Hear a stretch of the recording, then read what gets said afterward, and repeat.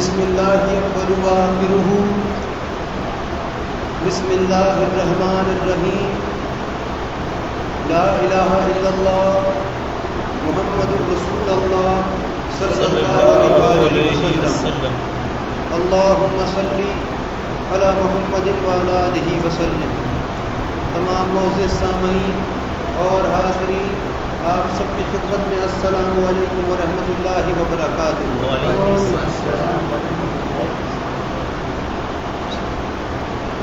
ہمارے علم میں ہے کہ حق تعالی جل شانہ نے جو کچھ بھی اس کائنات میں بنایا ہے وہ سب کچھ بے انتہا حسین اور بے انتہا محترم تخلیق فرمایا ہے، اور ہمارے علم میں یہ بھی موجود ہے کہ حق تعالی جل شانہ نے جو بھی کچھ پیدا فرمایا وہ سب کا سب اپنے محبوب صلی اللہ علیہ وسلم کی صدقے میں پیدا فرمایا۔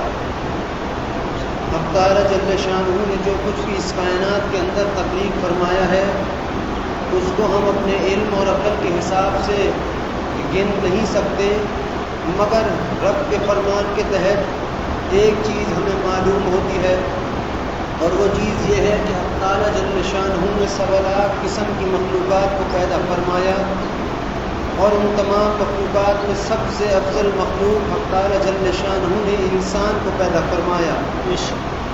اور پھر وہی بات کہ اگر اس نظریے سے دیکھا جائے کہ کائنات میں جو کچھ بھی ہے وہ حسین ہے، اس وجہ سے وہ حسین ہے کہ اسے اللہ نے بنایا ہے، اور اس وجہ سے بھی حسین ہے کہ جو بھی کچھ رب نے بنایا۔ حق تعالی جل شانہ فرماتا ہے، اے میرے حبیب صلی اللہ علیہ وسلم، ہم نے جو کچھ بھی بنایا وہ آپ کے تصدق میں، آپ کے احترام میں، آپ کے صدقے میں ہم نے پیدا فرمایا، اور یہ جو کچھ بھی ہم نے بنایا یہ ہم نے آپ کو تحفتاً، آپ کو بنا کر یہ ہم نے آپ کو تحفہ عطا فرمایا۔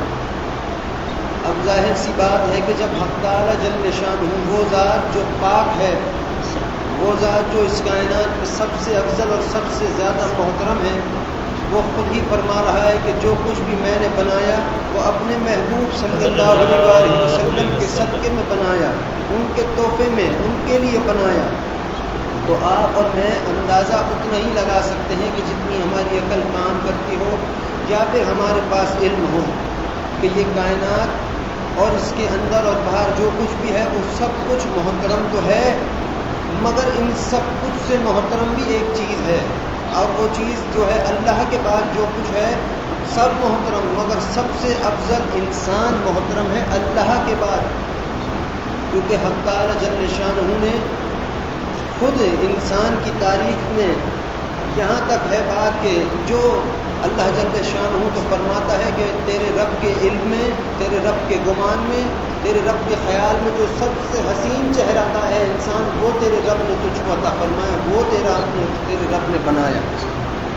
اب آپ اور میں تو یہ اندازہ لگا ہی نہیں سکتے کہ حق تعالی جل شانہ کے علم میں اور اس کے گمان میں کیا کچھ ہے۔ وہ تو رب ہے، وہ اپنی اس کی ذات میں جو کچھ ہے وہ خود وہی جانتا ہے۔ ہم اور آپ تو اتنا جانتے ہیں کہ جتنا قرآن اور حدیث میں موجود ہے، یا پھر وہ جانتے ہیں کہ جو اللہ ہی اپنے حکم سے یا اپنے رحم کرم اور فضل سے آپ کو یا مجھ کو یا کسی کو بھی سمجھا دے۔ مگر میرے عزیزوں، حق تعالی جل شانہ نے جو کچھ بھی بنایا ہے وہ سب کچھ محترم ہے، بے انتہا۔ یہ چرند پرند، پہاڑ، سورج، چاند، قبلے، جو کچھ بھی ہے سب کچھ محترم ہے، مگر ان سب کچھ سے زیادہ اگر کوئی چیز محترم ہے تو وہ انسان محترم ہے، کیونکہ اللہ کے بعد سب سے حسین انسان ہے، اللہ کے بعد سب سے حسین انسان ہے، اور پھر اس انسان کے اندر حق تعالی جل شانہ نے بے شمار قسم کی انعامات اللہ نے اس انسان کو عطا فرمائے ہیں۔ وہ انعام جو ہے وہ صرف یہی نہیں ہے، یہ نعمتوں کی بات نہیں کر رہا، یہ تو ہے ہی نعمت، یہ بھی انعام، لیکن ایک بندے کے اندر بندگی کا انعام حق تعالی جل شانہ نے عطا فرمایا ہے۔ اگر ہم اپنے رب کے حکم سے بات کریں بندگی کی، تو بندگی یہ ہے کہ انسان سے اگر کبھی خطا سرزد ہو جائے یا کسی قسم کی کوئی غلطی سرزد ہو جائے تو پھر انسان کی ذات میں بندگی یہ ہے کہ وہ اپنی غلطی کو اپنے رب کی بارگاہ میں تسلیم کرے، اپنے رب کی بارگاہ میں تسلیم کرے اور اس پر حیا ظاہر کرے اپنے رب سے، جسے ہم عاجزی انکساری بھی کہتے ہیں۔ تو حق تعالیٰ جل شانہ کہ یہ جو آج ہم سنتے ہیں ہر جگہ کہ لوگ دنیا ہمیں چھوڑنے کا ہے، دنیا چھوڑنے کا کسی جگہ حکم نہیں ہے، کہیں بھی نہیں ہے۔ دین اور دنیا دونوں کو ساتھ لے کر چلنے کا حق تعالیٰ جل شانہ نے حکم فرمایا ہے، لیکن ہم اپنے حال میں پیچھے ہیں، اور پیچھے اس طریقے سے ہیں کہ وہی بات ہے کہ انسان کے پاس سب کچھ ہے، سب کچھ اللہ نے انسان کو عطا فرمایا ہے، مگر انسان اپنی عقل ایسی استعمال کرتا ہے کہ ناشکری کی یا بدگمانی کی۔ اور وہ کیسے کہ اگر ہم دین میں لگے تو پھر گھر بار کو بھول گئے، اور اگر گھر بار میں لگے تو پھر دین کو بھول گئے۔ یہی غلطی خطا ہے تو پھر وہی بات ہے کہ انسان سے ہی ہوتی ہیں، مگر سب کچھ کے باوجود انسان سب سے حسین مخلوق ہے۔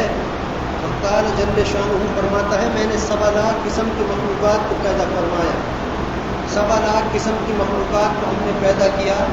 اور پھر انسان کی تعریف میں رب فرماتا ہے اگر سارے جہان کو ہم اکٹھا کر دیں تو ایک انسان بنتا ہے، اور اگر ایک انسان کو ہم بکھیر دیں تو اللہ فرماتا ہے یہ سارا کا سارا جہان بنتا ہے۔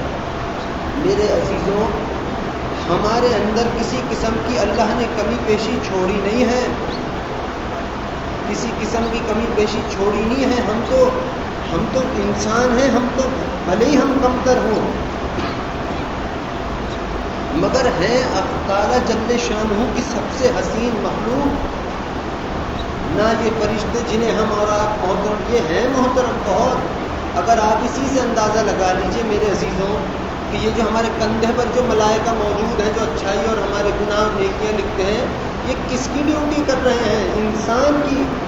حق تعالیٰ جل شانہ کے فرمان پر انسان کی ڈیوٹی کر رہے ہیں کہ انسان کے بارے میں اچھا اور برا لکھتے ہیں جو انسان کرتا ہے یا نہیں کرتا۔ یہ سب کچھ، یہ تمام ملائکہ جو ہم آج نماز میں سجدے اور سجود کرتے ہیں، سب سے پہلا سجدہ اگر کسی کو اللہ کے سامنے کسی نے کیا تو وہ صرف اور صرف حضرت آدم علیہ السلام نے اپنے رب کو کیا۔ انسان نے سب سے پہلا سجدہ، اور انہی کے اعزاز میں سارے جہان میں اللہ کی بارگاہ میں سجدہ کیا، نہ جانے کس کس چیز میں۔ تو حق تعالیٰ جل شانہ کے فرمان سے تو ظاہر سی بات ہے میرے عزیزوں کہ انسان کو حکم اللہ نے یہی فرمایا ہے کہ انسان اپنے آپ کو عاجز انکساری میں رکھے، کم رکھے کہ ہاں انسان ہے، بندہ ہے، اپنے رب کی بارگاہ میں جھکتا ہے، کم تر اپنے آپ کو ظاہر کریں۔ مگر اللہ کا فرمان سب سے حسین ہے، اللہ کا اور اس کے حبیب صلی اللہ علیہ وسلم کا فرمان مبارکہ سب سے افضل ہے۔ اور اللہ کا فرمان کیا ہے؟ آپ خود اس پہ یہ جو آج لوگ کہتے ہیں کہ اللہ کی محبت، حقیقت یہ ہے کہ بھائی رب کو ہے ہی ہم سے محبت بے انتہا۔ یہ حق تعالیٰ جل شانہ کی ہم سے محبت کی تو ہے کہ جو ہم سوتے ہیں تو ہمیں کروٹیں بھی وہی دلاتا ہے۔ یہ اس کی محبت ہی تو ہے کہ ہم کھاتے پیتے ہیں تو وہ ہمیں ہمارا ہضم کراتا ہے۔ یہ محبت ہی ہے، یہ طاقت اللہ ہی کی ہے کہ جو سب کچھ کرا رہا ہے۔ مگر کیوں اس سب کچھ کے پیچھے کیا بات ہے؟ دو باتیں تو یہ ہیں کہ اللہ نے سب کچھ بنایا، کس لیے بنایا؟ اللہ خود فرماتا ہے کہ میں تو چھپا ہوا کنز تھا اور ایک خزانہ تھا، میں نے سب کچھ اس لیے بنایا کہ ہم نے جب اپنی ذات کو ظاہر کرنا چاہا تو ہم نے یہ سب کچھ بنا دیا۔ یہ سب کچھ میں سارا جہان آ گیا، وہ سب کچھ جو میں نے دیکھا آپ نے بھی اور جو ہم میں سے کسی نے بھی نہیں دیکھا، سب کچھ آ گیا۔ اور کیوں بنایا؟ اپنے حبیب صلی اللہ علیہ وسلم کے صدقے میں ہم نے یہ سب کچھ بنایا۔ اور بنانے کے بعد وہ ذات پاک، وہ بزرگ، وہ اللہ کی ذات فرماتا ہے کہ میرے حبیب صلی اللہ علیہ وسلم یہ جو کچھ بھی ہے یہ تو ایک مچھر کے پر کے برابر ہے۔ سوچیے آپ کا رب آپ کو کیا کچھ عطا کرنا چاہتا ہے، لیکن عبادت کے لیے اللہ نے اپنے انسان اور جن ایسے ہیں جو اللہ کی عبادت کا انتظار کرتے ہیں، نماز کا، باقی کوئی اور چیز نہیں۔ جس کو جو تسبیح اللہ نے عطا کر دی وہ اسی میں مشغول ہے۔ ہر چیز، سورج چاند کتنے، ہر چیز کوئی نہ کہیں اپنے رب کی تصویر بیان کر رہی ہیں، لیکن ایک انسان اور دوسرا جن، جو اللہ کی عبادت کرتے ہیں، نماز پڑھتے ہیں، اور نماز کی بندگی کیا ہے؟ کون سی عبادت ایسی ہے جسے انتظار کی عبادت، یہ جو ہم پہلی نماز پڑھ کے دوسری کا انتظار کرتے ہیں، اس کو کہتے ہیں بندگی۔ اس کے خاطر اللہ نے اپنے بندوں کو پیدا کیا۔ مگر ایک بات اور یہ بھی ہے کہ رب کے ہی فرمان سے ہم محسوس کریں، سوچیں۔ اللہ فرماتا ہے کہ میں نے بنایا ہے سب کچھ اپنے حبیب صلی اللہ علیہ وسلم کے صدقے میں، اور اس وجہ سے کہ ہم نے اپنے آپ کو ظاہر کرنا چاہا۔ اب رب جو ہے وہ اپنے آپ کو کس انداز سے ظاہر کر رہا ہے؟ حق تعالیٰ جل شانہ نے تو اپنے کئی نام بیان فرمائے ہیں، جبار، قہار، رحیم، غفور، غفار، بے شمار اس کے نام ہیں، بے شمار اس کے صفاتی نام ہیں، تعداد ہے 3104 صفاتی نام۔ مگر یہاں ایک بات اور ہے کہ اللہ فرماتا ہے کہ اے میرے بندوں، ہم نے اپنے عرش پر رحمان کی حکومت کو قائم کیا، اور ہم نے اپنے عرش پر کس طرح سے رحمان کی حکومت کو قائم کیا وہ تو ان سے پوچھو جنہوں نے دیکھی ہے۔ اب یہ جو اللہ نے اشارہ فرمایا ہے وہ اپنے حبیب صلی اللہ علیہ وسلم کی جانب ہی فرمایا ہے، کیونکہ آپ کی الہت و رب کی بارگاہ میں عرش الہی پر اللہ سے ملاقات کے لیے کوئی اور نہیں گیا۔ پھر رب نے یوں فرمایا کہ اے میرے بندے، کہ تیرے رب کی، اللہ خود اپنی ذات کے بارے میں فرما رہا ہے، اپنی شان کے بارے میں۔ وہی بات ہے، مزاجن کی بات ہے، اگر آپ میں سے کسی کو اپنے اندر سب سے زیادہ کوئی چیز پسند ہوگی تو وہی چیز آپ سب کے سامنے بیان کریں گے۔ جہاں جائیں گے اپنی وہ خاصیت، اور یہ فطرت ہے انسان کی، انسان میں ہے، اس کے مزاج میں یہ چیز ہے۔ لیکن حق تعالیٰ جل شانہ نے جو اپنی ذات کو بیان کیا وہ رحمان کے نام سے بیان کیا۔ اس نے عرش بھی بنا دیا، اس نے فرش بھی بنا دیا، اس کے درمیان نہ جانے کتنے جہان، کتنے عالم حق تعالیٰ جل شانہ نے تخلیق فرمائے۔ مگر سب کچھ کے باوجود ایک جملہ رب نے کہا، اللہ نے ایک جملہ بیان فرمایا کہ میں نے اپنے عرش پر رحمان کی حکومت کو قائم کیا ہے۔ یہاں تک رب فرماتا ہے آپ کے لیے، ہم بندوں کے لیے، کسے اگر اس کی ہم کلامی رب کی ہو رہی ہے کسی سے تو وہ کس سے ہے؟ اپنے بندے سے۔ باقی ہم میں سے، آپ میں سے یہ کوئی نہیں جانتا کہ کون سی مخلوق کس وقت اپنے رب سے ہم کلام ہے۔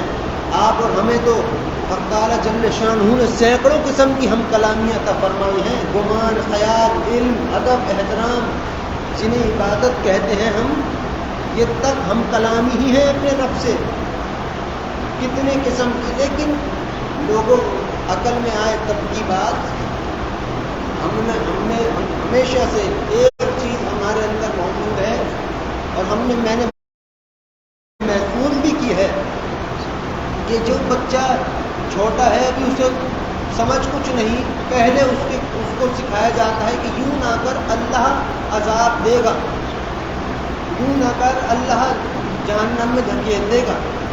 حق تعالیٰ جل شانہ کو اگر اپنے حبیب صلی اللہ علیہ وسلم کے ان امتیوں کو جو کہ مسلمان ہیں اور لا الہ الا اللہ کا کلمہ پڑھنے والے، ان کو اگر جہنم میں پھینکنے کا اتنا ہی رب کو شوق ہوتا تو قرآن میں حق تعالیٰ نہیں فرماتا کہ اے میرے حبیب صلی اللہ علیہ وسلم، ہم وعدہ کرتے ہیں کہ ہم آپ کی امتیوں کو جنت میں جگہ عطا فرمائیں گے، اور ہم یہ بھی وعدہ کرتے ہیں کہ جو ہم سے شرک اور بدعت کرتے ہیں ان کا ٹھکانہ جہنم ہے۔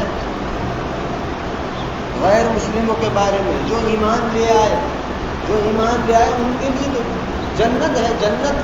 جنت ہے کیا؟ جنت وہ جگہ ہے جہاں کسی قسم کی کوئی پریشانی ہی نہیں ہوگی انسان کو۔ تو اگر حق تعالیٰ جل شانہ کو، آپ خود ہی سوچئے میرے عزیزوں کہ نماز اگر ہمیں پڑھنے کا حکم ہے تو خوشنودی کے ساتھ ہے۔ آپ مجھے بتائیے اپنے مزاج سے، اگر مجھ سے ڈرتے ہوں گے تو خوشنودی سے یہاں آئیں گے؟ یہ ہے ہی نہیں۔ میں کسی سے سے ڈرتا ہوں گا تو میں کیسے خوشی خوشی چلا جاؤں گا اس کے بعد؟ شیر اگر پنجرے میں قید ہو اور آپ کو پتہ ہو کہ وہ جھپٹ دے گا آپ کو، تب بھی خوشنودی ہوگی، تب ڈر ہوگا. لیکن حق تعالی جل شانہ کے معاملے میں اور بندے کے معاملے میں اللہ کا فرمان ہے کہ اپنے رب کی بارگاہ میں جب آؤ خوشنودی سے نماز کو قائم کرو. عبادت کے بارے میں اللہ نے بیان فرمایا تو خوشنودی تو وہی ہوگی کہ جب ہمیں اپنے رب کی ذات سے محبت ہوگی. اگر آپ میں سے کسی کو کسی عزیز سے محبت ہے تو آپ خود جانتے ہیں، آپ اس کے گھر پر جاتے ہیں، خوش ہوتے ہیں، مزاج دل ہر چیز آپ کی خوش ہوتی ہے. کیوں؟ کیونکہ وہاں معاملہ ڈر کا نہیں، وہاں معاملہ محبت کا ہے. اور رب کی بارگاہ میں اگر خوشنودی سے جانے کا اللہ نے حکم فرمایا ہے تو کوئی نہ کوئی بات تو ضرور ہے.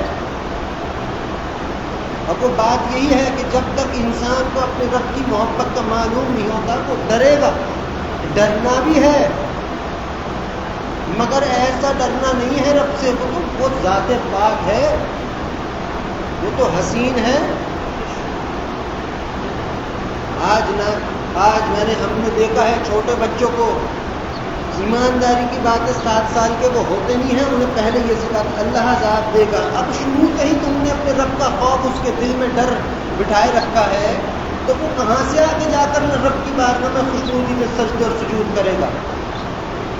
خود مجھے بتاؤ کیسے ممکن ہے کہ جہاں ڈر ہوگی وہاں خوشنودی نہیں، گھبراتے ہی رہو گے.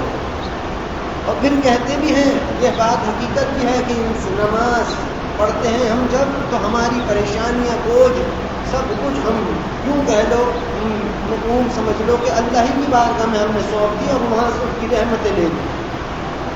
تو جو رب ایسی ذات ہو کہ اپنے بندوں کے لیے کہتا ہو کہ یہ اللہ کا فرمان سن لو. اب تعالی جل شانہ فرماتا ہے میرا بندہ میری بارگاہ میں آئے اور میرے سامنے وہ ہاتھ پھیلائے، وہ اپنی دعا کر کے اپنے ہاتھوں کو چہرے پر نہیں پھیرتا، پہلے ہم اس کی دعاؤں کو قبول فرمانے چاہیے. پھر اللہ نے یہ بھی فرمایا میرے ملائکہ میرا بندہ میری بارگاہ میں آئے وہ خالی لوٹ جائے. اس بات سے ہم کو حیا آتی ہے. وہ اتنی بڑی ذات اس جیسا کوئی دوسرا نہیں. وہ ذات فرما رہا ہے، وہ رب کہہ رہا ہے کہ میرے بندے میرے پاس چلے آتے ہیں، عبادت گزار، نیکوکار، گنہگار، بدکار، ان کا تعارف نہیں رب نے کرایا، رب نے اپنے بندے کا تعارف کرایا. رب نے کہا ہے میرے بندوں جب تم اپنے رب کی بارگاہ میں آتے ہو اور اپنے رب سے کوئی دعا درخواست کرتے ہو تو ہم اپنے ملائکہ سے خوش ہو کر کہتے ہیں ملائکہ دیکھ رہے ہو کہ نہ انہوں نے ہمیں دیکھا ہے، نہ انہوں نے ہماری آواز سنی، نہ ان کو ہمارے دیدار ہوا، لیکن یہ یقین رکھتے ہیں کہ ہم ہیں ان کے معاف فرمانے والے، ہم ہیں ان کو عطا فرمانے والے ہیں. ملائکہ جاؤ ان سے کہہ دو کہ ان کی جو بھی درخواست ہے ان کے رب نے اپنی بارگاہ میں قبول اور مقبول فرمانا. وہ ایسی ذات، اتنی حسین ذات کہ کسی کو بھی اپنے در پر آئے، کوئی اس کے در پر جائے یا کوئی اسے اپنے ہی دل میں پکار لے، کسی کو بھی وہ خالی نہیں چھوڑتا. یہ رحم نہیں ہے تو پھر اس کا اور کیا ہے؟ انسان اگر اپنے اندر جھانک کر دیکھ لے، اگر انسان کو سمجھ آ جائے کہ کیا معاملے ہیں، کیا زندگی، کیا موت ہے، تو انسان اپنے رب کا شکر ادا کرنے میں جو سجدہ ریز ہو تو کبھی بھی سجدے سے سر نہ اٹھائے. ایسی اس کی حسین ذات ہے اس رب کی. مگر وہی بات ہے کہ ہم خطا کار ہیں. یہ خطا کار یہی گناہ نہیں ہے، یہی گناہ نہیں ہے.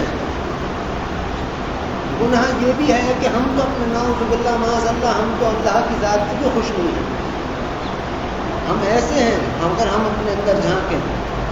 مگر وہی بات ہے کہ میرے عزیزوں یہ جو ہر خطا کے بعد توبہ ہوتی ہے یہ کس وجہ سے ہے، یہ کیوں ہے؟ یہ اسی لیے ہے اللہ پیغام پہنچاتا ہے ہمارے دلوں میں، اے بندے پریشان نہیں ہو، اس سے خطا ہوئی ہے، تو تھکے گا گناہ کرتے کرتے، ہم نہیں تجھے معاف کرتے کرتے تھکنے والے. کیا ہے یہ معاملہ؟ یہ اس کی رحمتیں ہیں. ایک واقعہ میں آپ کو سناتا ہوں، آپ کو خود بھی حیران ہوں گے اور سمجھیں گے بھی بات. جب حضرت آدم علیہ السلام کو اللہ نے پیدا فرمایا تو آپ کا تخت جو تھا آپ سجدے میں تھے.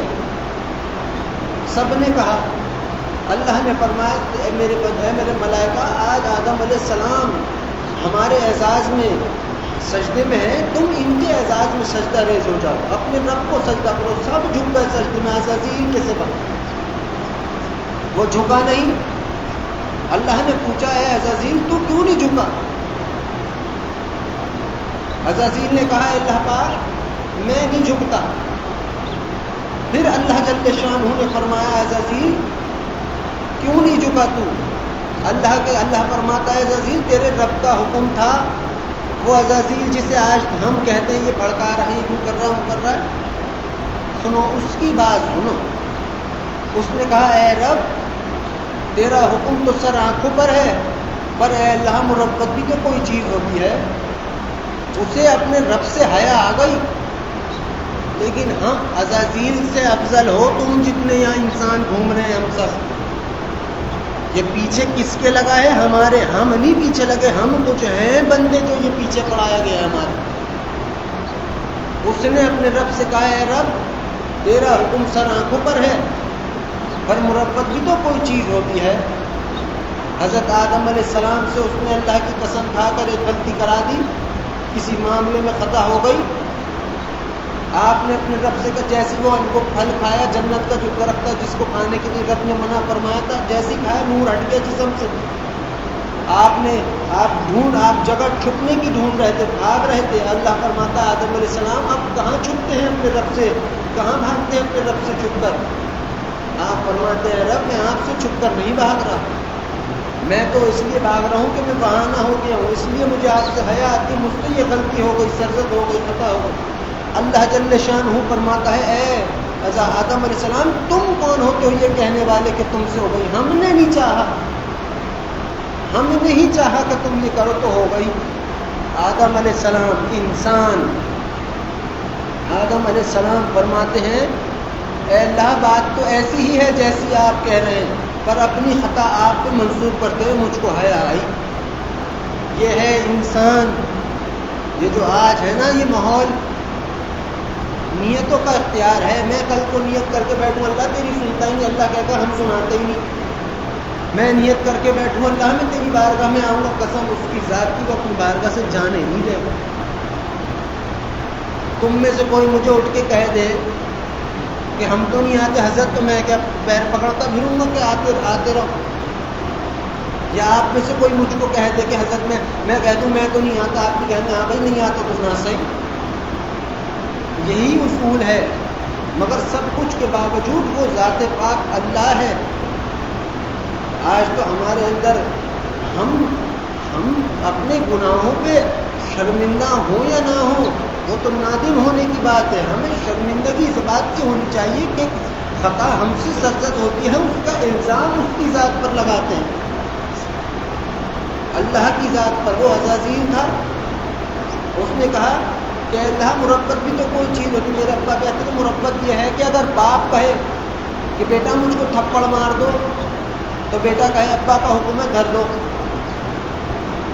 ادب بھی تو کوئی چیز ہوتی ہے، حیا بھی تو کوئی چیز ہوتی ہے۔ وہ نکل گیا رب کی بارگاہ سے، عزازیل نکل گیا۔ اللہ نے اس کو کچھ معاملہ اور تھا کہ یہاں بیان نہیں کر سکتا۔ اس نے اپنے رب کی بارگاہ میں کچھ ایسی بات سنی جس سے اس کو بھی رو پڑا اپنے رب کی محبت میں سنی۔ اس نے اپنے رب سے ایک دعا کی، عزازیل کی دعا۔ اللہ سے کہتا ہے اے اللہ روز محشر جب سارا جہان تجھ کو دیکھے تو تو ایک نظر میری طرف دیکھ لینا۔ یہ دعا اللہ نے اس کی حق میں قبول اور مقبول فرمائی۔ اس رحمان نے، کس نے؟ رحمان نے۔ اس نے دعا کی ایک نظر دیکھ لینا، کیونکہ وہ جانتا تھا اس کا ایک نظر دیکھنا بھی بہت حسین ہے، اور میں اور تم اس کے وہ بندے ہیں جسے وہ 10 مرتبہ رحمت کی نظر سے دیکھتا ہے۔ آپ اور ہماری سمجھ نہیں آتی ہوگی اس کی رحمتیں کتنی ہیں۔ روز یاد رکھو دن بدن اس کی رحمت میں اضافہ ممکن ہے، کمی پیشی واقع نہیں ہے۔ وہ رب ہے، وہ رب ہم جدھر بیٹھے ہیں، ہم پر تو کرم ہی یہ ہے کہ ہمیں اس ذات نے اپنے حبیب صلی اللہ علیہ وسلم کی امت میں ہم کو پیدا فرمایا ہے. بہت اس کی ذات کا ہم پر کرم ہے، اتنا کرم ہے کہ ہم سوچ بھی نہیں سکتے کہ کیا اس کی رحمتیں اپنے اس کے بندوں پر برس رہی ہیں. لیکن ہماری ناشکریاں ایسی ہیں میرے عزیزوں، ہم ہیں ڈاماڈول. وہ ابا کیا کہتے تھے، ایک آنے کی مسلمانی اس میں بھی آنا کہانی یہی ہے. میں تو پھر یہ کہنا پہ کہتا ہوں چلو یہ بھی منظور، پر وہ ذات کو تو دیکھا جائے، اس کو تو دیکھا جائے. کون سا ایسا وقت ہوگا اس کائنات میں جب اذان نہیں ہوتی؟ اذان کو کیا کہنے ہم اپنے لفظوں میں مفہوم دعوت خدا کی جانب. کیا بات ثابت ہوئی؟ کوئی ایسا وقت نہیں ہے کہ جب رحمان کی بارگاہ سے ہم لوگوں کو دعوت نہ آتی. ہم رمضان میں اگر روزہ رکھ کر بھوکے رہیں، خدا کا اس میں کیا بنتا کیا بگڑتا ہے؟ کچھ بھی نہیں. بھوکے ہم ہیں، کم کھانے سے صحت اچھی ہوئی، جسمانی روحانی دلی دماغی جو بیماری روزے کی برکت سے وہ بھی ختم ہوئی، سب کچھ ہوا. جب افطار کا وقت آیا تو رب کہتا تھا حضرت موسیٰ علیہ السلام اور میرے درمیان 70,000 پردوں کا فاصلہ تھا، لیکن میرے حبیب صلی اللہ علیہ وسلم کا امتی جب روزہ افطار کرے گا اس کے اور میرے درمیان ایک پردے کا بھی فاصلہ نہیں ہوگا. کیوں کر رہا ہے یہ وہ سب؟ کیا اس کو ایسا شوق چڑھا ہے رب کو؟ بس جو پیار ہے، جس کی نظر ہر وقت اپنے حبیب صلی اللہ علیہ وسلم پر ہو، وہ تو ان کے امتیوں کو بھی بے انتہا محبت کی نظر سے دیکھتا ہے. جب اللہ کے حبیب صلی اللہ علیہ وسلم کے وصال کا وقت آیا، پردہ فرمانے کا وقت آیا، آپ اپنی امت کے حق میں پریشان تھے، امت کے، کہ میرے بعد کوئی نبی نہیں آئے گا، بے شک تو میری امت کو کیا ہوگا میری امت کو. اللہ نے فرمایا ہم آپ کی امتیوں کو پریشان نہیں کریں گے. آپ کے تو یہ امتی ہیں، میرے تو بندے ہیں، مجھ سے زیادہ ان پر رحم کون فرما سکتا ہے؟ رب کے یہ جملے ہیں. اور بتاؤ میرے عزیزوں، یہ جو درود آپ لوگ پڑھ رہے ہو، جو نماز آپ لوگ پڑھ رہے ہو، میں دل کی بات کہتا ہوں، اگر وہ نماز جو جناب نبی اکرم صلی اللہ علیہ وسلم کو اللہ نے توقع عطا فرمایا، جنہیں جس نماز کو جناب نبی اکرم صلی اللہ علیہ وسلم نے اپنی نگاہ مبارکہ کی ٹھنڈک مبارکہ بیان فرمایا، آج وہ نماز پڑھنے کی ہم کو تم کو اجازت ہے، یہ رب کا رحم نہیں ہے تو پھر اور کیا ہے؟ کوئی انسان دنیا میں محترم ہو، دنیا کی مثال ہے، کوئی یہاں محترم ہو، کوئی آ کے اس کو ہاتھ لگائے اس کی چیز کو، تو دیکھنے والے کہیں گے نہیں کہیں گے کہ اس کو مت چھو، یہ بہت محترم شخص جن کی ہے. اللہ کے حبیب صلی اللہ علیہ وسلم سے زیادہ محترم کون ہے؟ کوئی بھی نہیں. لیکن یہ انہی کی ادائیں مبارکہ ہیں، نماز، روزہ، زکوٰۃ، فطرت، جس کی آج ہم جیسوں کو اجازت دی گئی ہے. کس وجہ سے؟ اس وجہ سے پیار فرماتا ہے، اس وجہ سے اللہ تو کہتا ہے میرے محبوب صلی اللہ علیہ وسلم آپ کی ایک ادا جس کے اندر دیکھیں اس کو بھی ہم اپنا محبوب بنا لیں. ایک ادا جسے ہم سنت مبارکہ کہتے ہیں، ارے وہ رب ہے. آج تو لوگ کہتے ہیں کہ یہ کیوں ہوگا، بات پاک ہوگا جہنم میں، نہ ہوگا ہی جہنم تو ہے، سواری تیار رکھی ہو جیسے کچھ نہیں. جہنم، جنت، دوزخ، برحق سب کچھ ہے، لیکن اگر سب کچھ ہے تو پھر رب کا رحم ہم سب پر کس حد تک ہے؟ بس اپنے رب کو رحمان مانو، اس کو قادر خالق مانو. اس کو یہ جو بندے کی بات ہے، جو سب سے افضل بندہ ہے انسان اللہ کی ذات کے بعد، اس لیے ہے کہ یہ سوچ سکتا ہے، یہ اچھا بھی سوچ سکتا ہے، یہ برا بھی سوچ سکتا ہے، یہ نیک نیتی بھی کر سکتا ہے، یہ بد نیتی بھی کر سکتا ہے، یہ اچھے کام بھی کر سکتا ہے، سب کچھ کر سکتا ہے. انسان جیسا گمان اپنے رب سے وہ رکھے گا ویسا ہی اللہ اس کو ملے گا، ویسا ہی حق تعالی جل شان ہوگا، وہ بندہ عزیز ہوگا. اور اللہ کو اپنا ہر بندہ عزیز ہے، اس حد تک عزیز ہے، اس حد تک اس کو پسند ہے اللہ کو کہ یہ تو اللہ کی ذات سے خود پوچھے بندہ کہ کیا اس کی محبت ہے. کبھی اس کی بارگاہ میں جاؤ تو ہنس کے مسکرا کے بھی اس سے ہم کلام ہو کر دیکھو. کبھی اس کی خدمت میں نماز ادا کرتے ہو اس کے پاک قدموں پر ہم جیسے ماتھے ہمارے جو قابل ہی وہ جھکوا دیتا ہے. خوشحالی سے خوشنودی سے سر اٹھا کر دیکھو. مجھے بتاؤ بہت سے لوگ ایسے ہیں میرے پاس آتے ہیں, پوچھا بھائی کیوں آئے, حالانکہ کرتے کراتے میں ان کو یہ کچھ بھی نہیں, پھر بھی کہتے ہیں سکون خوشی مجھ جیسے کے پاس آ کے خوشی ہو رہی ہے, آتے جو خوشی ہو رہی ہے وہ پاک ذات جو رب ہے اس کے پاس جائیں گے منہ بنا کے ہی جائیں گے, تو پھر منہ بنا وہی آئے گا. جب منہ بنا ہوگا دل میں یوں ہوگا کہ وہ تو ڈانٹ ڈپٹ کر دے گا. ارے اس کا حق ہے, وہ تو جو چاہے وہ کرے, وہ رب ہے. مگر کیا ہے آج تک زندگی چلی آ رہی ہے, سب معاملے سنورتے جا رہے ہیں, دین دنیا کا وقت آخرت کی ہر چیز سنور رہی ہے, کھل رہی ہے. کون کر رہا ہے یہ پیچھے؟ رب. کیوں؟ محبت ہے. کیوں ہے؟ ہم اس کے حبیب صلی اللہ علیہ وسلم کے امتی جو ہیں, اور امتی بھی ہیں اور رب کے بندے بھی ہیں. کوئی ایسی 70 ماؤں سے زیادہ جسے وہ چاہ رہا ہو. یہ جو درود شریف ہے نا, یہ اس کے رہن کا وہ انداز ہے کہ جو اس نے اپنے حبیب صلی اللہ علیہ وسلم کی شان مبارکہ کے لیے پسند فرمایا ہے. یہ درود یہ تم اور ہم جو پڑھ رہے ہیں کون پڑھا رہا؟ رب. میرے ابا کہتے تھے اب جہنمی کی بات ہے نا تو یہ جتنے سن رہے ہوں گے تو کسے کو شوق ہے جہنم میں جانے کا؟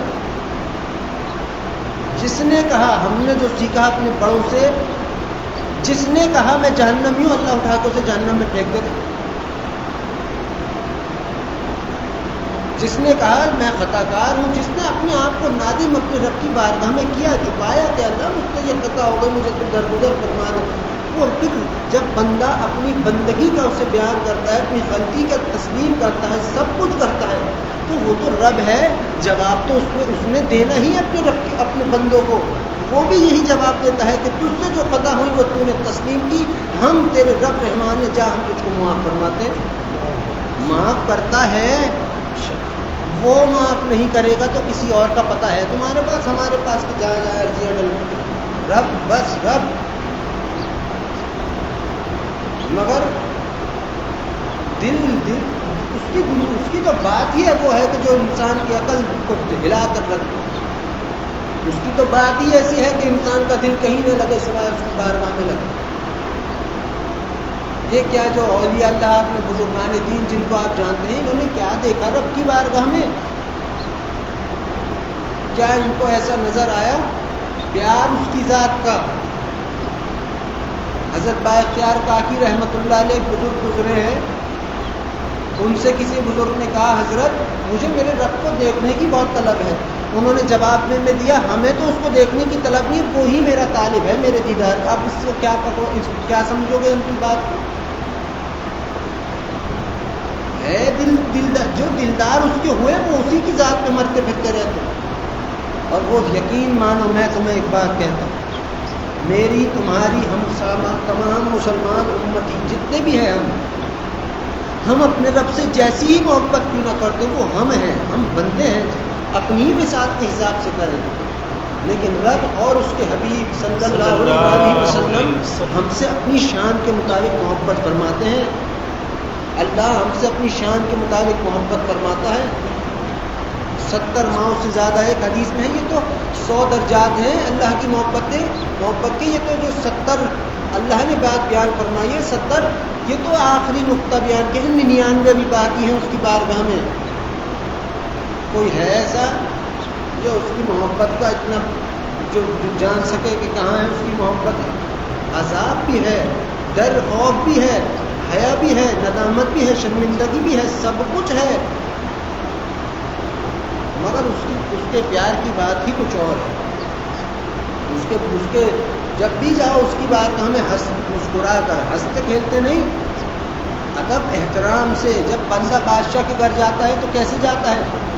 رب جیسا کوئی اور بادشاہ نہیں ہے, لیکن اس سے پیار, اس کی ذات سے پیار کرو, اس کی کثرت کو تھام کے رکھو. اور یہ جو ہمارے زبان سے کفریہ جملے ہوتے ہیں نا, اس سے اپنے رب سے توبہ کرو.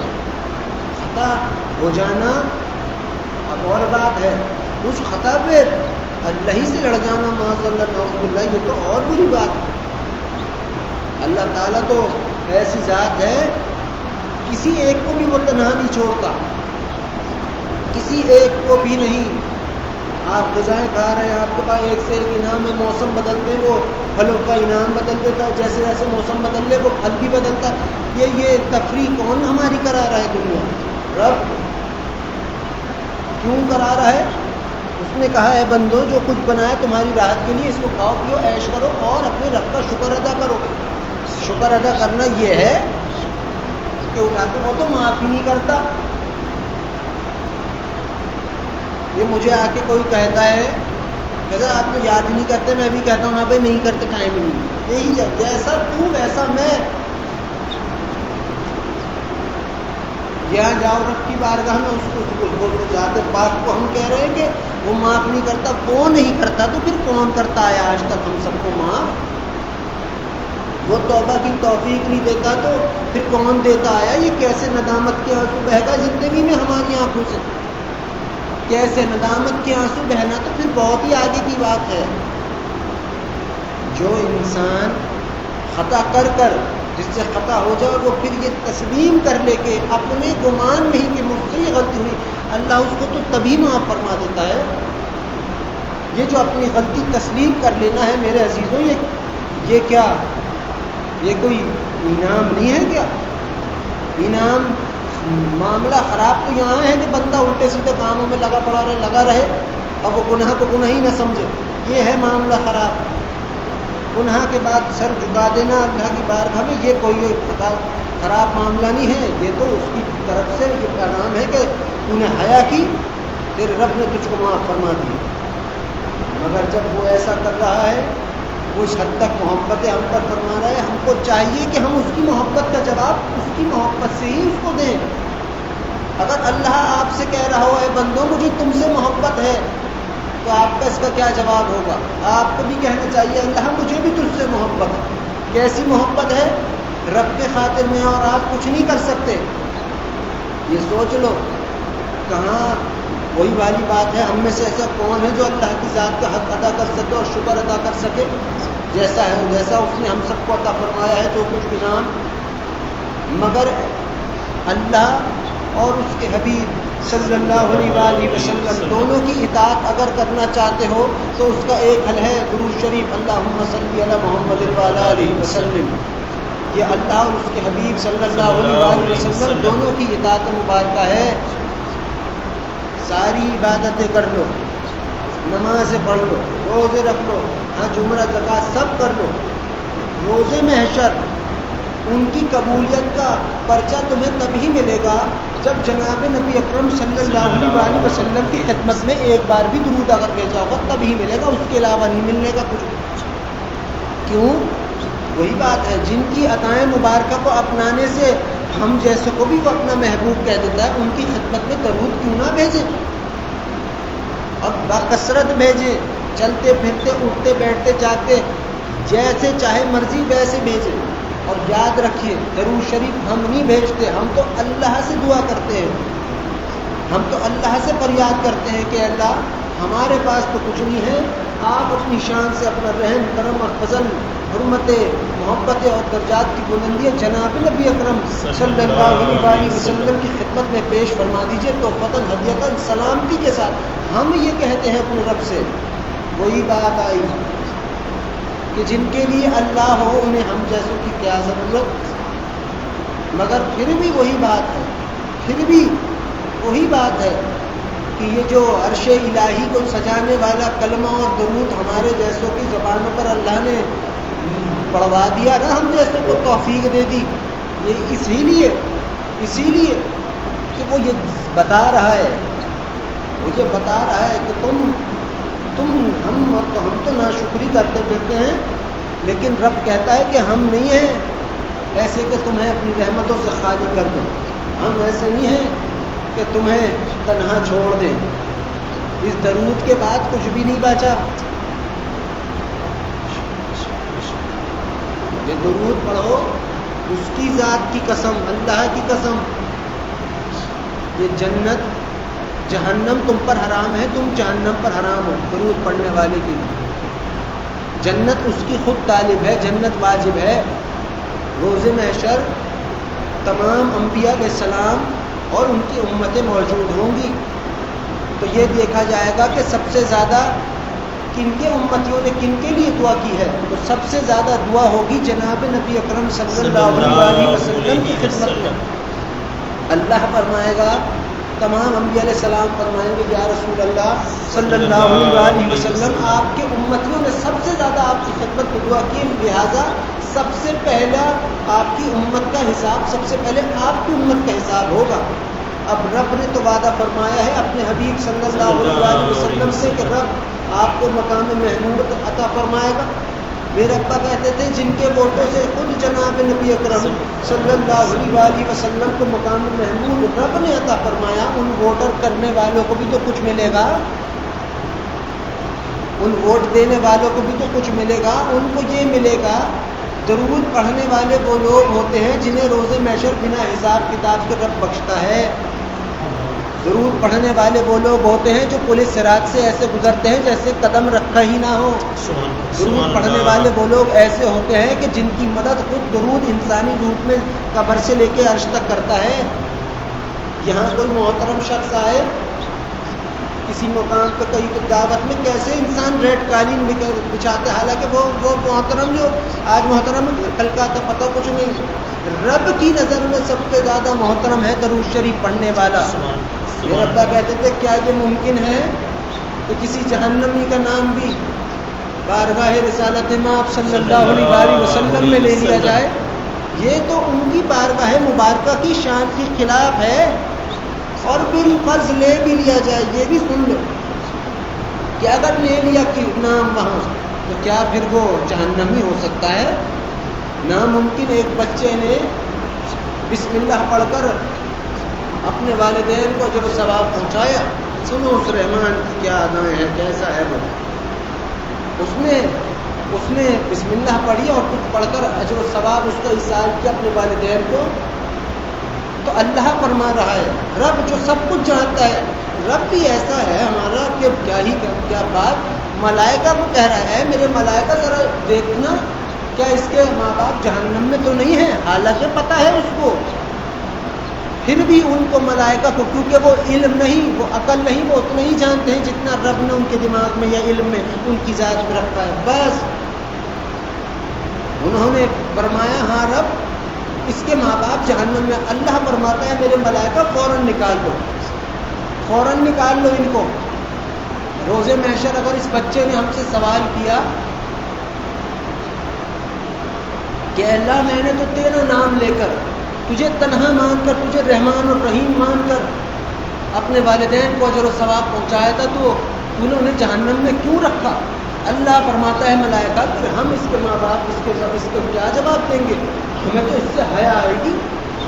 یہ رب کہہ رہا ہے، رب جو کہہ سکتا ہے کہ نہیں پہنچایا تو نہ پہنچایا، کون کیا کر سکتا ہے ہمارا، مگر وہ ذات ایسی نہیں ہے، اللہ سے زیادہ کوئی حیادار نہیں ہے۔ اب آپ بتاؤ اس کو یہ مان لینا کہ میں اپنے رب کے نام سے شروع کرتا ہوں ہر کام، اور وہ کون ہے؟ وہ بڑا رحمان اور رحیم ہے۔ یہ کہہ کر اس بچے نے جو کام کیا، رب کہہ رہا ہے ملائکہ مجھے حیا آئے گی اگر اس نے مجھ سے کچھ پوچھ لیا روز محشر کہ میرے ماں باپ جہنم میں کیوں ہیں، تو پھر ہم کیا جواب دیں گے؟ یہ رب کہہ رہا ہے۔ اب بتاؤ، یہ تو اس بچے کے اس کے ماں باپ کے معاملے تھے، اللہ کی بارگاہ میں اللہم صلی علی محمد وعلی آلہ وسلم کہنے والا بندہ، وہ بندہ جس کا ایک ہاتھ رحمان کی رحمتوں میں الجھا ہوا ہو، سلجھا ہوا ہو، اور دوسرا ہاتھ وہ جو دامن مبارک کو کو جہنم میں جا سکتا ہے۔ یہاں تو بات یہ ہے کہ ایک نماز چھوٹی نہیں، گئے جہنم میں سیدھا وہ سال پڑے۔ جب اپنے حق میں دعا کی جائے گی تو رب سارا رحم تو مجھ کو ہی دے۔ جہاں دوسرے کی بات آئی، یہ دینداری کی یہ زوم رب کی بارگاہ میں کسی کام کا رہتا نہیں ہے، کسی کام کا نہیں رہتا۔ پتہ نہیں کون اپنے رب کی بارگاہ میں، اس کا دل کیا ہو اس کی بارگاہ میں، اپنے وہ گھر جس میں رب رہتا ہو، وہ یہ سینہ ہے، وہ یہ دل ہے، عرش الہی، یہی جنت، یہی عرش ہے. یہ کس طرح کا ہے رب کی خاطر، یہ دیکھتا ہے وہ رب. ہم تو ایسے ہو گئے، اینک اتر نہیں رہی ہماری ہمارے رب کے دین اسلام کی اینک کو دیکھ. عذاب ہے.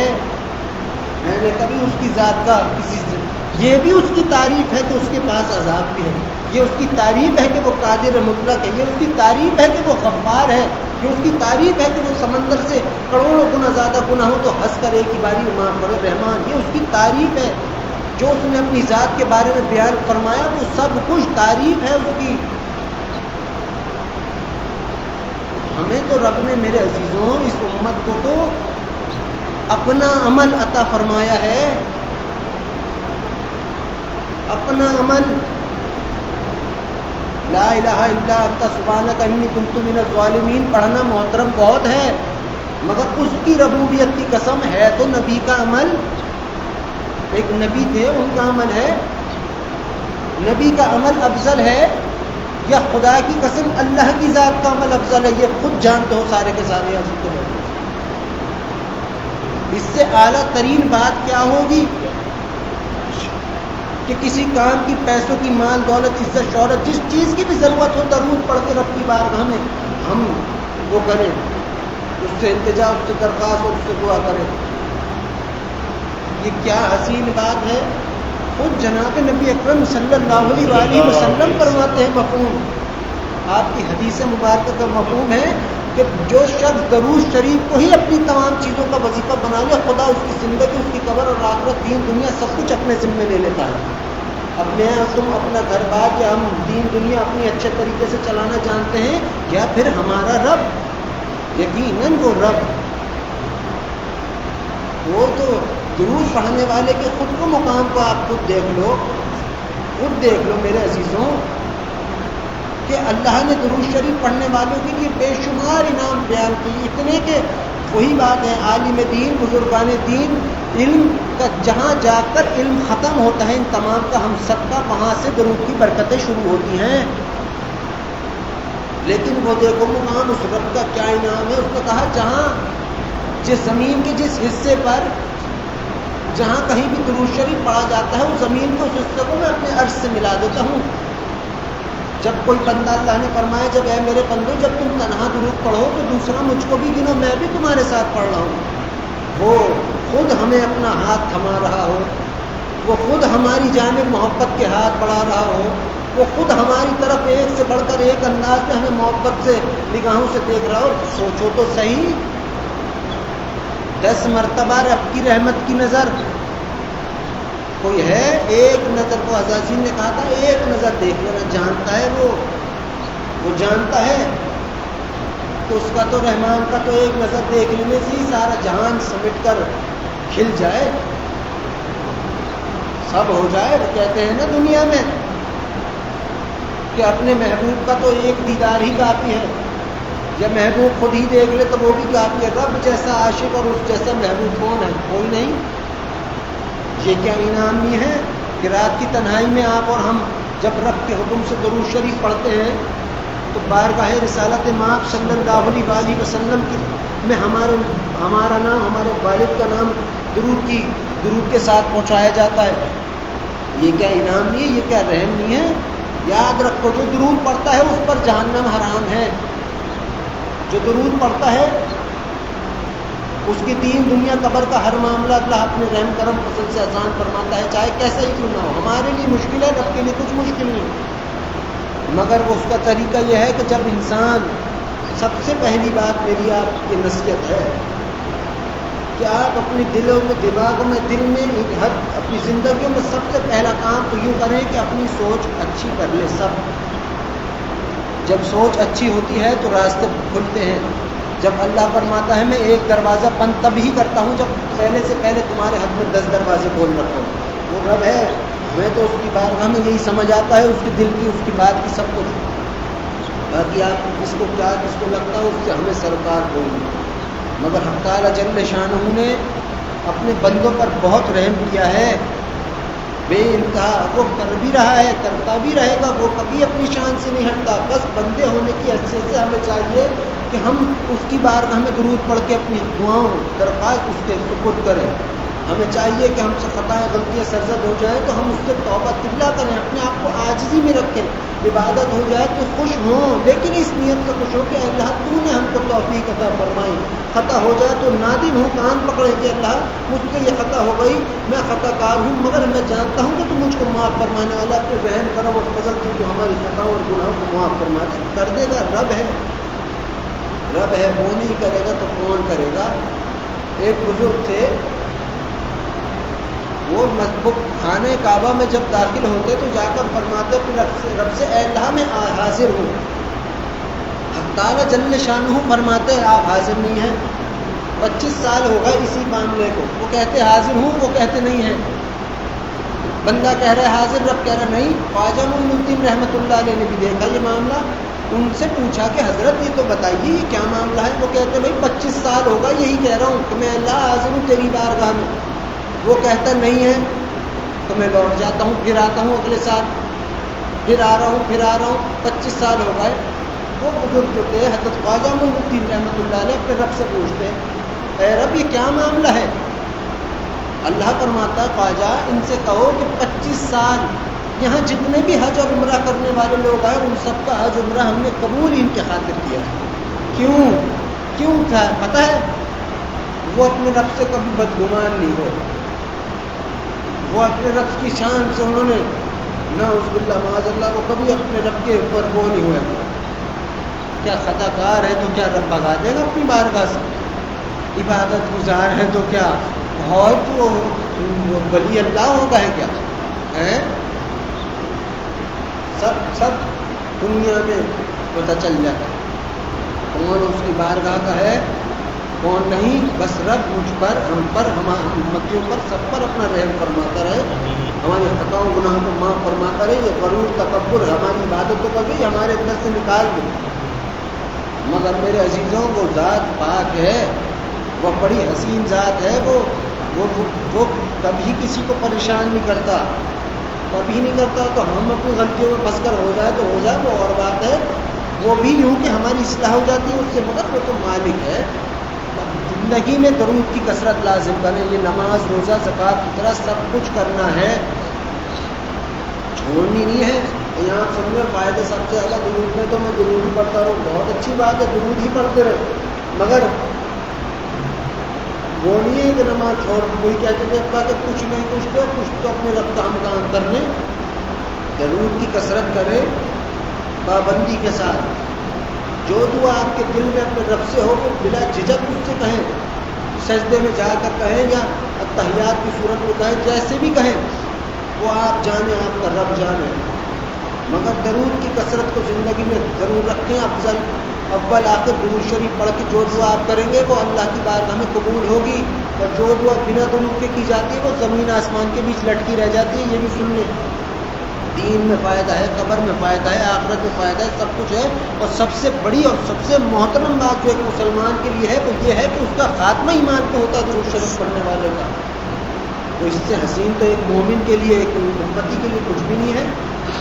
تو اللہ تعالیٰ ہم سب کا خاتمہ ایمان کو فرمائے اور ہمارے دلوں میں اپنی محبت اور اپنے حبیب صلی اللہ علیہ وسلم کی محبت اور ادب اور احترام ہمارے دلوں میں پیدا فرمائے.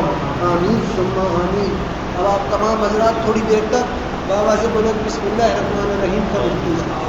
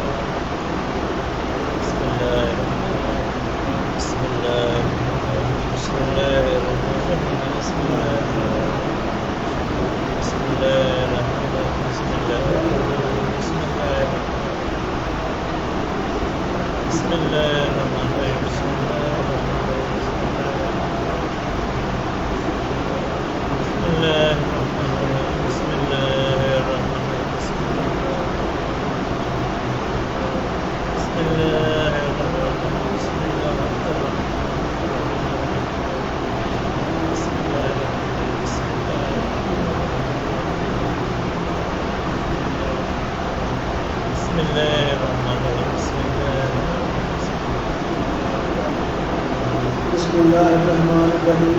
اب آپ تمام حضرات تھوڑی دیر تک کلمہ طیبہ کا ورد کیجیے. لا الہ الا اللہ محمد رسول اللہ صلی اللہ علیہ وسلم. لا الہ الا اللہ محمد رسول اللہ صلی اللہ علیہ وسلم. لا الہ الا اللہ محمد رسول اللہ صلی اللہ علیہ وسلم. لا الہ الا اللہ محمد رسول اللہ صلی اللہ علیہ وسلم. لا الہ الا اللہ محمد رسول اللہ صلی اللہ علیہ وسلم. لا الہ الا اللہ محمد رسول اللہ صلی اللہ علیہ وسلم. لا الہ الا اللہ محمد رسول اللہ صلی اللہ علیہ وسلم. لا الہ الا اللہ محمد رسول اللہ صلی اللہ علیہ وسلم. لا الہ الا اللہ محمد رسول اللہ صلی اللہ علیہ وسلم. لا الہ الا اللہ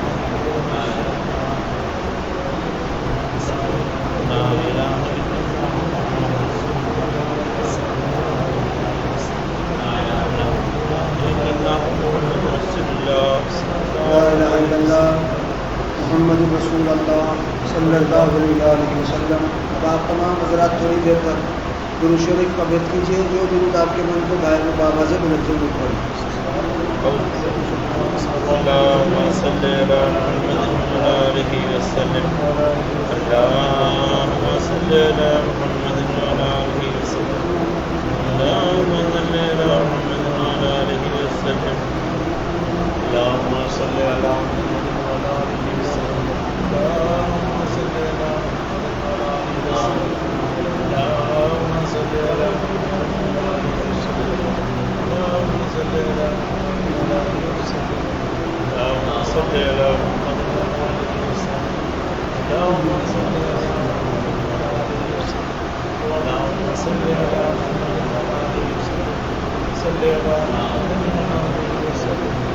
صل على محمد وعلى آله وسلم. اللهم صل على محمد وعلى آله وسلم. اللهم صل على محمد وعلى آله وسلم. اللهم صل على محمد وعلى آله وسلم. صل على محمد وعلى آله وسلم. اللهم صل على محمد وعلى آله وسلم.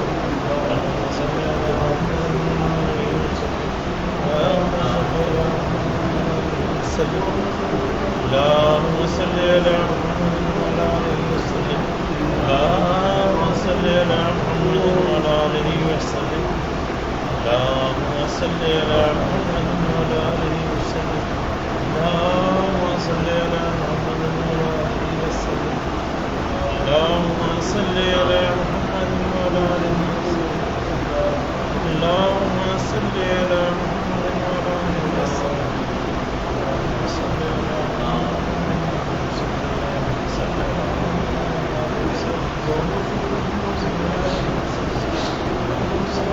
اللهم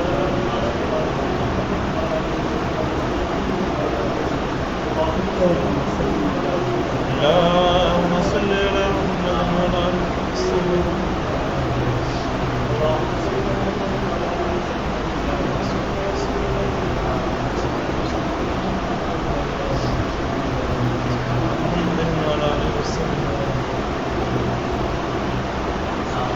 اللهم صل على محمد وعلى آله وسلم. اللهم صل على محمد وعلى آله وسلم.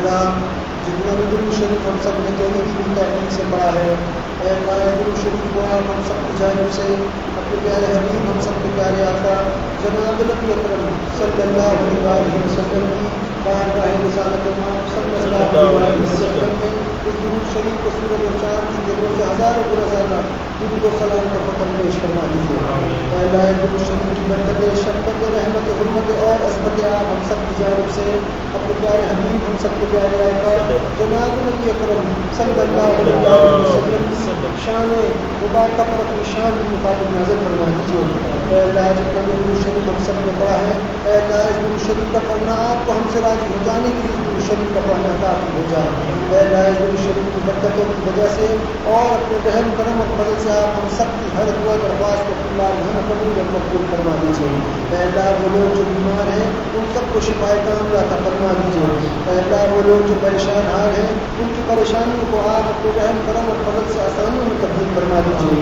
اے اللہ وہ لوگ جو بے اولاد ہیں انہیں نیک اور حسین اولاد آپ عطا فرما دیجیے اے اللہ وہ لوگ جو صاحب اولاد ہیں ان کی اولادوں کو نیک توفیق اور نیک ہدایت عطا فرما دیجیے اے اللہ وہ لوگ جو اپنی اولادوں کے رشتوں کے لیے پریشان ہیں ان کی اولادوں کے لیے نیک اور حسین رشتوں کو عطا فرما دیجیے اے اللہ ہم میں سے ہر کوئی شخص جس بھی اعتبار سے پریشان ہے اپنے رحم کرم اور فضل سے ضرور برکت سے ہماری پریشانیوں کو آپ اپنے رحم کرم فضل سے آسانی میں تبدیل فرما دیجیے اے اللہ جتنے بھی مسلمان امتی دنیا سے رخصت ہو چکے ہیں ان سب کے درجات کو آپ بلند فرما دیجیے اے اللہ جتنے بھی مسلمان امتی دنیا سے رخصت ہو چکے ہیں ان سب کی قبر میں آپ اپنا رحم کرم اور فضل خصوصیت کے ساتھ نازل فرما دیجیے اے اللہ میرے والد محترم کے درجات کو آپ اور بلند فرما دیجیے اے اللہ میرے والد محترم کے درجات کو آپ اور بلند فرما دیجیے اے اللہ جب بھی ہم سب کا خاتمہ کرے تو ہم سب کا خاتمہ ایمان پر فرمانا اے اللہ جب بھی ہم سب کا خاتمہ ہو آپ ہم سب کا خاتمہ ایمان پر فرمانا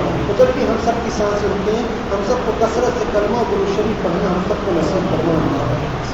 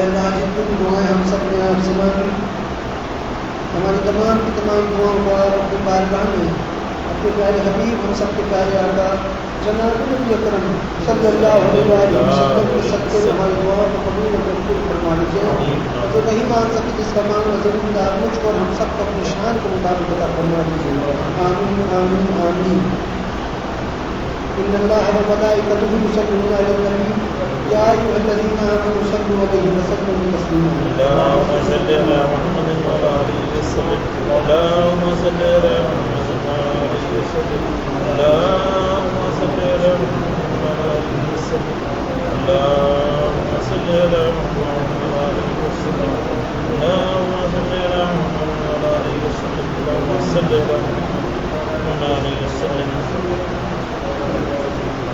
اللهم صل على محمد اللهم صل على محمد وعلى آله وسلم اللهم صل على محمد وعلى آله وسلم اللهم صل على محمد وعلى آله وسلم اللهم صل على محمد وعلى اللهم صل على محمد وعلى آله وسلم سبحان ربك رب العزة عما يصفون وسلام على المرسلين والحمد لله رب العالمين برحمتك يا ارحم